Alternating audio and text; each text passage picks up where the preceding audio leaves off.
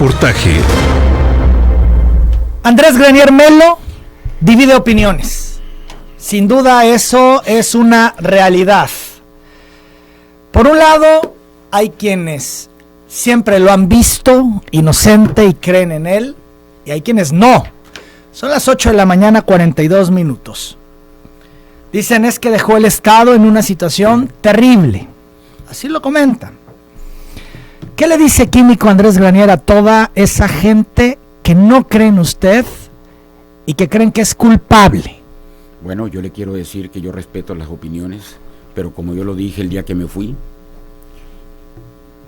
voy a regresar, y voy a regresar porque yo me fui por la puerta y voy a regresar por la puerta, a dar la cara. Después de lo que pasó y después de lo que viví, hubiese sido muy cómodo para mí decirle a mi familia, vámonos. Yo no iba a irme nunca de Tabasco. ¿Por qué? Porque soy tabasqueño de muchas generaciones. Porque, repito, esta tierra es mi tierra y mi casa. Y jamás voy a dejar una mancha para mis hijos, mi esposa y mis nietos y mi familia. Por eso me comprometí a regresar y dar la cara, y aquí estoy. ¿Cree que podrá caminar por las calles de Tabasco sin mayor problema, que no le van a reclamar, que no le van a señalar con el dedo acusador? Yo siento que igual hay gente que cree lo que leyó, cree lo que se dijo, pero también hay gente que sabe lo que hice, me conoce y que siempre me ha apoyado porque están ciertos de que mi conducta fue recta. Y por eso estoy aquí dando la cara. ¿Andrés Granier se arrepiente de algo? No me arrepiento. ¿Lo que hizo lo volvería a hacer tal cual? Probablemente modificaría algunas cosas, pues lógicamente la experiencia te da el conocimiento para poder recomponer cosas que probablemente no fueron correctas. Por ejemplo, siempre se señaló la injerencia de Fabián, su hijo, en la administración. No, Fabián me ayudó, y específicamente yo quiero ser claro, Fabián me ayudaba a poder atender a la gente que yo no podía atender, pero tampoco la gente sabe que Fabián se tuvo que ir del Estado 3 años, porque en una casa de seguridad en Prados de Villahermosa, cuando entró la policía a tratar de detener agentes de un cártel que la tenían como casa de seguridad, y fue aquí en Prados de Villahermosa, había documentos donde afirmaban cómo iban a atentar contra Fabián. Eso no lo dije porque yo nunca traté de hacerme publicidad con mi familia. ¿Hubo una amenaza de ese tamaño hacia Fabián? Y muchas amenazas. Tampoco hice público cuando un comando pasa por la casa de mi hija Mariana y ametralla a 2 policías de seguridad pública del Estado. Tampoco lo hice público. Afortunadamente, gracias a Dios, los policías se pudieron recuperar. ¿Quiénes estaban detrás de estos atentados? ¿Era el crimen organizado? Claro, porque yo no le di tregua al crimen organizado. Cuando yo llego a gobernar Tabasco, el reclamo número 1 de la ciudadanía, desde Tenosique hasta Centla, todo el estado, hablaban del incremento de la delincuencia organizada y el apoderamiento de la misma de Tabasco. Ya habían atentado contra don Walter Herrera, que en paz descanse, el presidente municipal de Huimanguillo. Ya habían atentado contra la comandancia de Cunduacán con una bazuca inclusive. Ya habían matado a una persona en la ciudad deportiva que estaba haciendo ejercicio. Y lógicamente había que tomar una decisión. Permitirlo y callarlo o enfrentarlo. Y yo no callé, yo enfrenté. Y enfrenté hasta el último día, con las consecuencias que implicaba lo que les comento. Y no te digo después de lo que pasó. Recuerden que ya que me voy, secuestran a mi hermana y todo lo que pasa.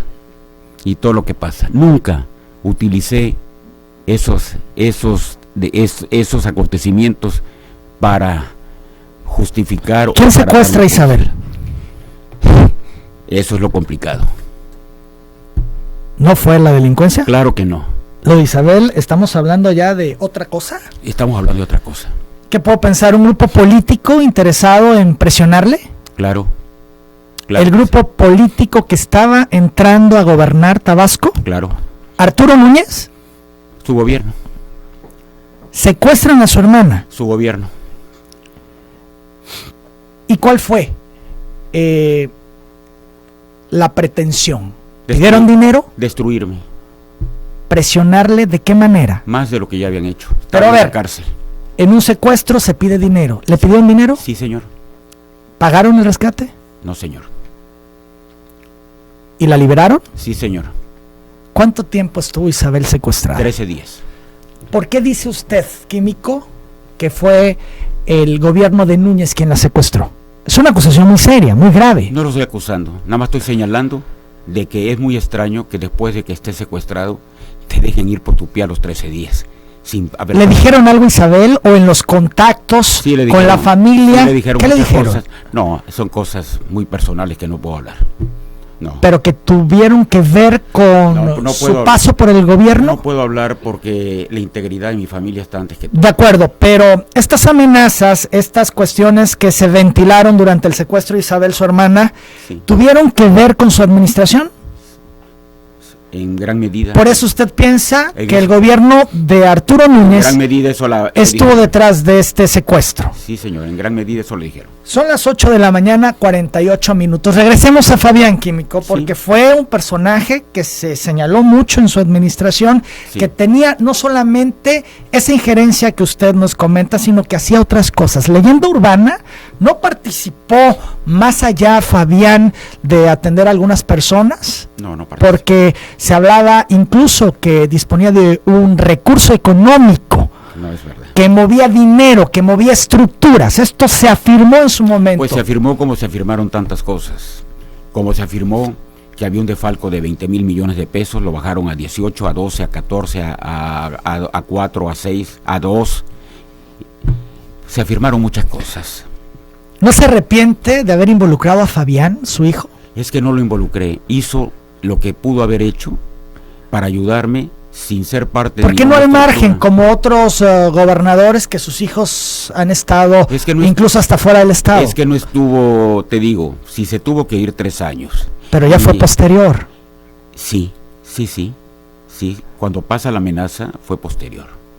Estuvo envuelto en escándalos el tema del avión de gobierno, Es que- donde lo fotografean No, eso fuimos al Alto Grijalva cuando cuando se desploma el talud ahí y sepulta al pueblo. en Juan del Grijalva, Juan sí. del Grijalva iba conmigo, yo iba en el otro extremo del helicóptero. No, pero esto fue el avión, fotos en el avión, que salió ahí acompañado de unas muchachas, Fabián y demás, una fotografía que circuló mucho, que se ventiló.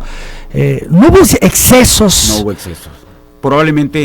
Probablemente lo que me dices no lo recuerdo, pero si tú me lo dices, debió haber... No, hubo fotos que Claro, circularon claro, y no con vengo- Fabián en el avión. no por eso, vengo- no por eso vengo decía, a- es un personaje al que señalaron mucho y decían, ¿cómo el químico permitió que su hijo se involucrara No, tanto? No. Se involucró en cuestiones de apoyo a su papá para poder ayudar a la gente. Pero no se arrepiente entonces. Es que no hizo nada, no me arrepiento. De verdad te lo digo sinceramente, no me arrepiento porque no hizo nada indebido. 8 de la mañana, 50 minutos. ¿No se arrepiente de haber fincado su gobierno en 2 pilares incompatibles? En Humberto Mayans y en Gustavo Rosario Torres. Aquí usted en una entrevista conmigo me dijo, ellos son los pilares de mi gobierno, pero entre ellos la relación, y es del dominio público, nunca ha sido buena. No podían hacer equipo. ¿No se equivocó al poner estos 2 pilares de su administración? Mira, en ese momento yo consideré que eran las personas idóneas para desempeñar los cargos que desempeñaron. Pero a pesar de los conflictos que ellos tenían, estaban confrontados históricamente. Y usted lo sabía. Sí, Los lo conoce sabía. Sí, perfectamente bien a los 2. a uno más que a otro.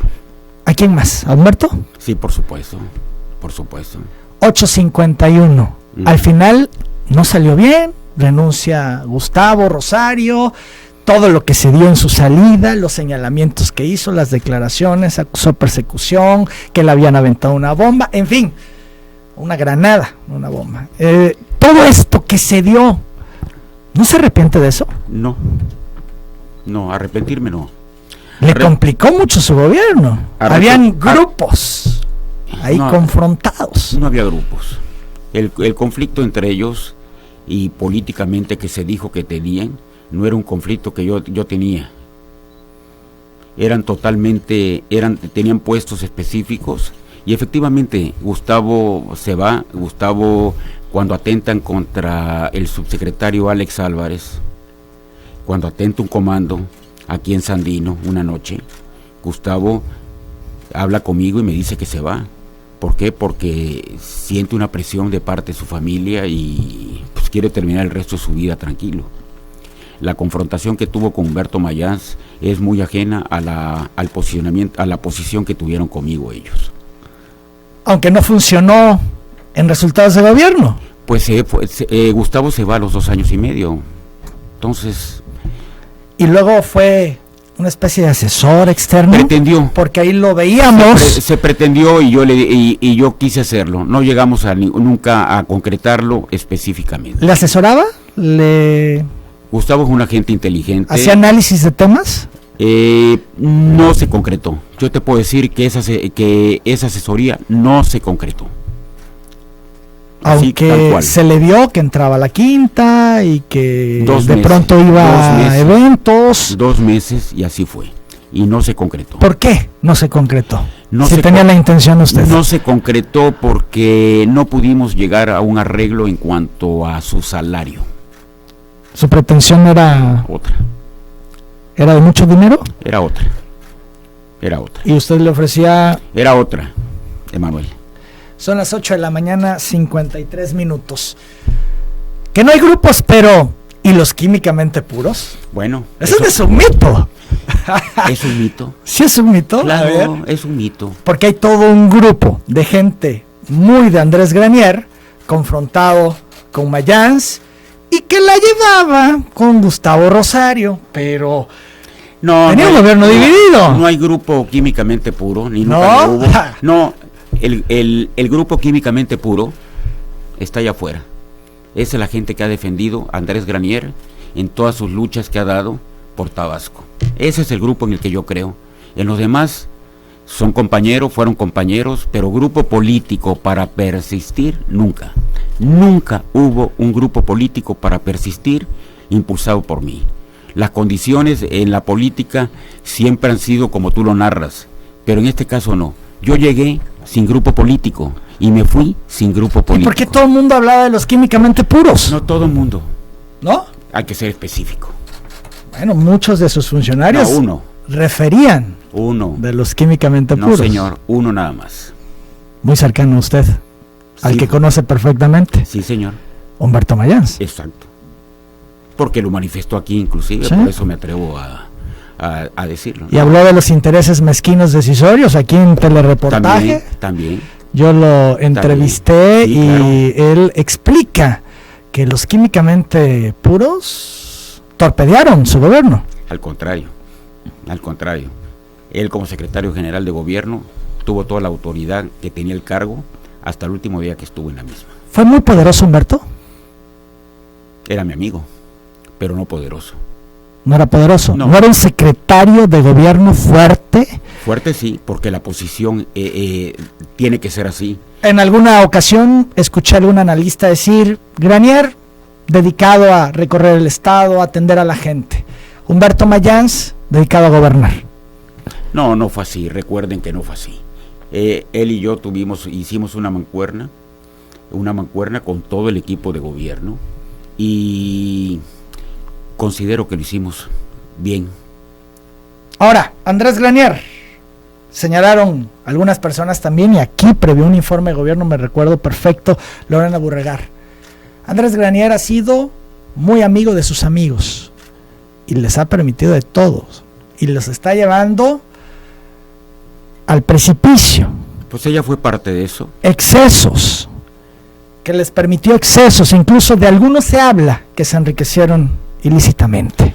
Pues no se arrepiente de haber sido tan amigo de sus amigos, pero haberlos convertido en funcionarios con una responsabilidad en el gobierno del Estado? Mis amigos de toda mi vida no llegaron a gobernar conmigo, ¿eh? Y eso es muy claro. Porque al final usted pagó los costos. Así es. De toda esta percepción que se generó. Si Lorena Borregar hizo esa afirmación, que si la hizo aquí, por supuesto que la hizo, yo no lo oí, pero es una apreciación de ella, porque ella fue funcionaria, ella fue secretaria, ella fue diputada.